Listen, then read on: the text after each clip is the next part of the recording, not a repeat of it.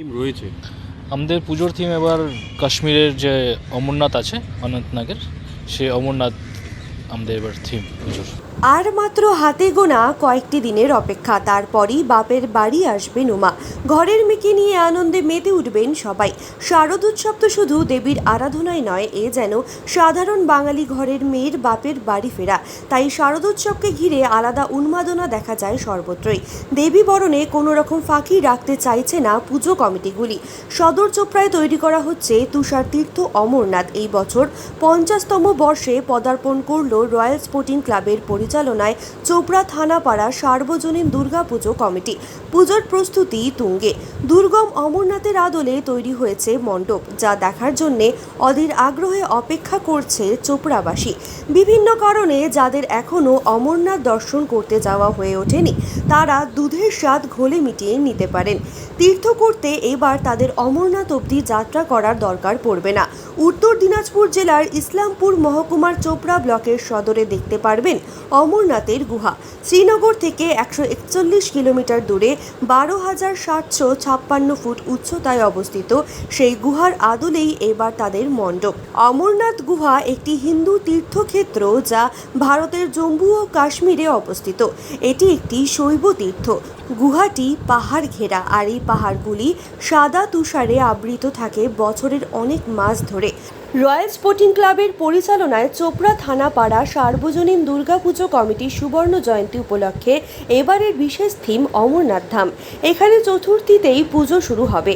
থাকছে আলোকসজ্জা। চোপড়া থানার সামনের মাঠে অমরনাথ মন্দিরের আদলে জোর কদমে মণ্ডপ তৈরির কাজ চলছে। সাংস্কৃতিক সন্ধ্যার আয়োজনের পাশাপাশি উৎসবের দিনগুলিতে বিভিন্ন কর্মসূচি নেওয়া হয়েছে। ক্লাবের সদস্যরা জানান, 50 বছর পূর্তিতে এবার বছরের শুরু থেকেই একের পর এক কর্মসূচি চলছে। প্রায় 28 লক্ষ টাকা বাজেট রয়েছে। দর্শনার্থীরা চোপড়ায় বসে জম্মু কাশ্মীরের অমরনাথ ধাম অবিকল পুজো মণ্ডপ দেখতে পাবেন। থিম রয়েছে?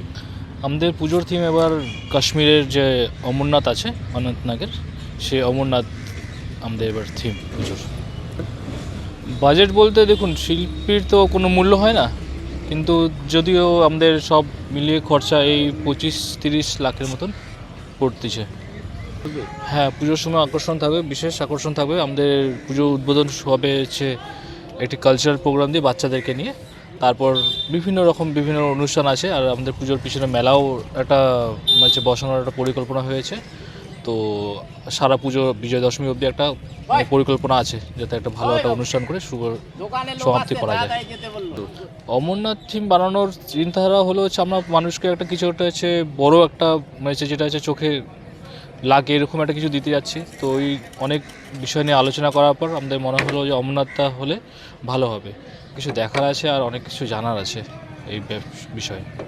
তা তো অবশ্যই আমরা সেই জিনিসটা চিন্তা রেখে আমরা যতটা সাধ্য আমাদের, আমরা চেষ্টা করছি যাতে অমরনাথের যে ফিলটা আছে সেই ফিলটা যাতে লোক যাতে অনুভব করতে পারে, সেটার পূর্ণ চেষ্টা করছে। আমরা চেষ্টা করি, ক্লাব মেম্বার চেষ্টা করছে, যে আর্টিস্ট আছে উনি চেষ্টা করছেন, সবাই মিলে চেষ্টা করছি যাতে চোপড়ার মানুষকে, অনেকের তো অমরনাথ যাওয়ার সৌভাগ্য হয় না, তো তারা যাতে বাড়িতে বসে যাতে অমরনাথের যে ফিলটা আছে সেটা যাতে নিতে পারে, সেটা আমরা পুরোপুরি চেষ্টা করছি।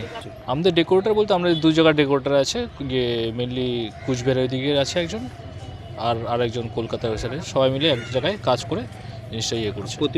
প্রতিমা আমাদের চোপড়ারই প্রতিমা, আমাদের প্রতিমার চোপড়ার গৌরদার প্রতিমা আছে। তো ওনার হাতের কাজ ভালো, তো আমরা ওনার কাছ থেকেই প্রত্যেক বছর প্রতিমারই এখানে, এবারে ওনার কাছ থেকেই প্রতিমা নিয়েছি। আশা তো করছি মানুষের রেসপন্স খুব ভালো আছে এই বিষয়ে। যেখানে আমরা যাচ্ছি, লোকের কাছে পৌঁছাচ্ছি, সবাই একটা উৎসাহ আছে যে চোপড়ায় যাব আমরা অমরনাথ দেখতে। তো আশা করি লোক খুব ভালোভাবে নেবে জিনিসটা। হ্যাঁ, মুখ্যমন্ত্রীকে অসংখ্য ধন্যবাদ যে উনি আমাদেরকে প্রায়োরিটি দিয়েছে, আমাদের একটা ক্লাব চিহ্নিত করেছে উদ্বোধন করার জন্য, সেই জন্য মুখ্যমন্ত্রীকে অসংখ্য ধন্যবাদ, এবং চোপড়া প্রশাসনকে অসংখ্য ধন্যবাদ যে আমাদের পূজাটা একমাত্র চুজ করেছেন ওনারা। তো এই যে অসংখ্য ধন্যবাদ ওনাকে। আশা করি আগামীকালেও আমরা এরকমভাবে এমন কিছু করতে হবে যাতে প্রশাসন সবাই মিলে আমাদেরকে সহযোগিতা করে, এই আশাটা আমরা রাখছি। কথা থাকবে, আপনারা পুজো উপভোগ করুন, চোপড়ায় আসুন। আমাদের চতুর্থী থেকে আমাদের পুজোর শুভ উদ্বোধন হবে, তো আপনারা আসুন, খুব পরিবার সবাই আসুন এবং উপভোগ করুন, পুজো উপভোগ করুন এবং সুষ্ঠুভাবে উপভোগ করুন, এটাই আমাদের আমার নাম কৌশিক দাস, রয়্যাল স্পোর্টিং ক্লাবের মেম্বার।